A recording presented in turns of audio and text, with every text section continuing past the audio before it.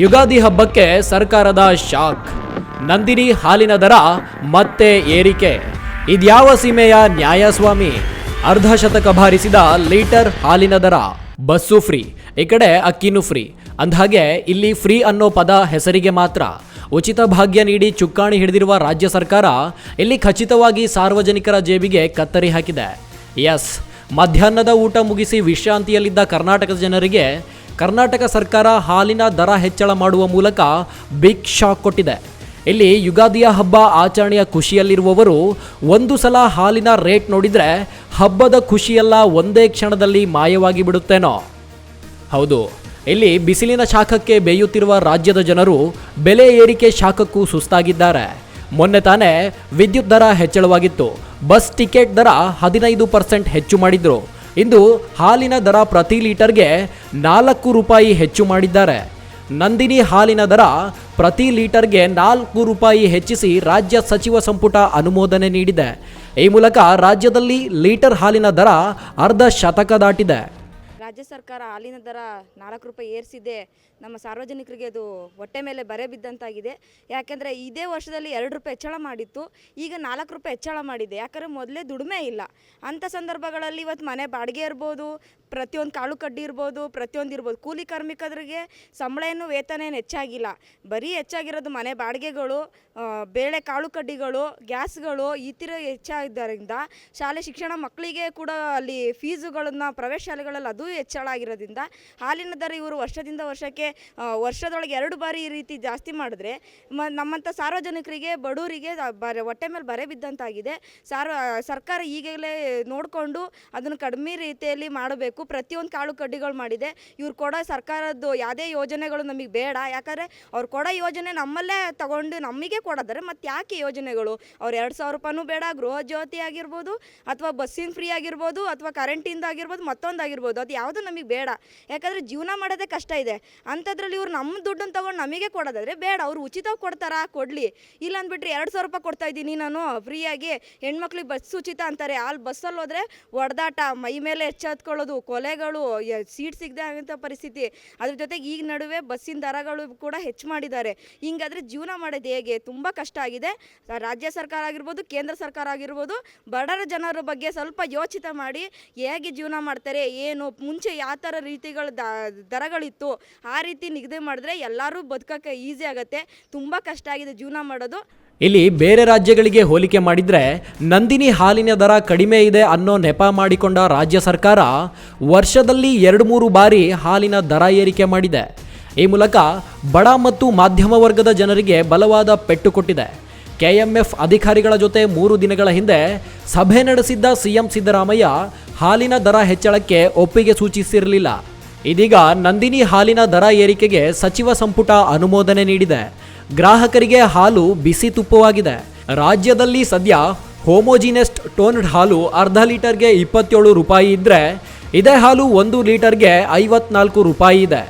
ಈಗ ಹೊಸ ದರ ಜಾರಿಗೆ ಬಂದರೆ ಅರ್ಧ ಲೀಟರ್ಗೆ 29 ಮತ್ತು 1 ಲೀಟರ್ಗೆ 58 ರೂಪಾಯಿ ಆಗಲಿದೆ.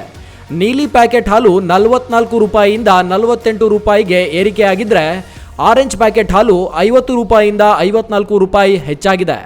ಹಾಗೆ ಸಮೃದ್ಧಿ ಹಾಲಿನ ಪ್ಯಾಕೆಟ್ 56 ರೂಪಾಯಿಯಿಂದ 60 ಆಗಿದ್ದರೆ ಗ್ರೀನ್ ಸ್ಪೆಷಲ್ ಹಾಲು 54 ರೂಪಾಯಿಯಿಂದ 58 ರೂಪಾಯಿ ಆಗಿದೆ.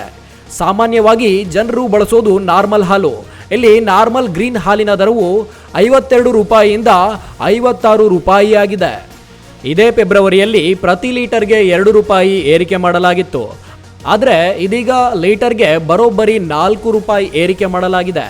ಈಗಾಗಲೇ ಅಗತ್ಯ ವಸ್ತುಗಳ ಬೆಲೆ ಏರಿಕೆಯಿಂದ ತತ್ತರಿಸಿರುವ ರಾಜ್ಯದ ಜನರಿಗೆ ಹಾಲಿನ ದರ ಏರಿಕೆ ದೊಡ್ಡ ಹೊರೆಯಂತಾಗಿದೆ. ಹಾಲಿನ ಬೆಲೆ, ನಂದಿನಿ ಹಾಲಿನ ಬೆಲೆಯನ್ನು 4 ರೂಪಾಯಿ ಪ್ರತಿ ಲೀಟರ್ಗೆ ಹೆಚ್ಚು ಮಾಡಿದೆ. ಇದು ಸಾರ್ವಜನಿಕವಾಗಿ ನೋಡಿದಾಗ ದುಬಾರಿ ಅನಿಸುತ್ತೆ, ಜನರಿಗೆ ಹೊರೆ ಅನಿಸುತ್ತೆ. ಆದರೆ ಇವತ್ತು ರೈತರ ಸಂಕಷ್ಟವನ್ನು ಕೇಳಿದ್ರೆ 4 ರೂಪಾಯಿ ಹೆಚ್ಚು ಮಾಡಿರೋದು ಕೂಡ ಕಡಿಮೆನೇ ಆಗಿದೆ. ಯಾಕೆಂದರೆ ರೈತರಿಗೆ ಇವತ್ತು ಸಿಗ್ತಾ ಇರ್ತಕ್ಕಂಥದ್ದು ಒಂದು ಪ್ರತಿ ಲೀಟ್ರ್ ಹಾಲಿಗೆ 27ರಿಂದ 32-33 ರೂಪಾಯಿವರೆಗೂ ಫ್ಯಾಟ್ ಮೇಲೆ ಸಿಗ್ತಾ ಇದೆ. ಆದರೆ ಅವರು ಪಡ್ತಕ್ಕಂಥ ಶ್ರಮ ಇದನ್ನೆಲ್ಲ ಲೆಕ್ಕ ಹಾಕಿದ್ರೆ ಆ ಮನೇಲಿ ಆ ದನದ ಕೆಲಸ ಮಾಡ್ತಾರಲ್ಲ ಅವ್ರ ಕೂಲಿ ಕೂಡ ಹುಟ್ಟೋದಿಲ್ಲ. ಜೊತೆಯಲ್ಲಿ ಜನರಿಗೆ ಕಾಣುತ್ತೆ ಹಾಲಿನ ದರ ಹೆಚ್ಚಾಗಿದೆ ಅಂತ, ಆದರೆ ಪಶು ಆಹಾರದ ಬೆಲೆ ಹೆಚ್ಚಾಗ್ತಾ ಇರೋದು ಯಾರಿಗೂ ಕೂಡ ಗೊತ್ತಾಗಲ್ಲ. ಹಾಗಾಗಿ ಇದು ಬೆಲೆ ಸರಿ ಇದೆ, ಆದರೆ ಈ 4 ರೂಪಾಯಿ ಪೂರ್ಣವಾಗಿ ರೈತರಿಗೆ ಕೊಡಬೇಕು. ಯಾಕೆಂದರೆ ಪ್ರೋತ್ಸಾಹ ಧನ ಹಿಂದೆ ಸರ್ಕಾರ ಕೊಡ್ತಾ ಬಂದಿತ್ತು, ಆದರೆ ಈಗ ಕಾಲಕ್ಕೆ ಸರಿಯಾಗಿ ಪ್ರೋತ್ಸಾಹ ಧನ ಕೂಡ ರೈತರಿಗೆ ಸಿಗ್ತಾ ಇಲ್ಲ.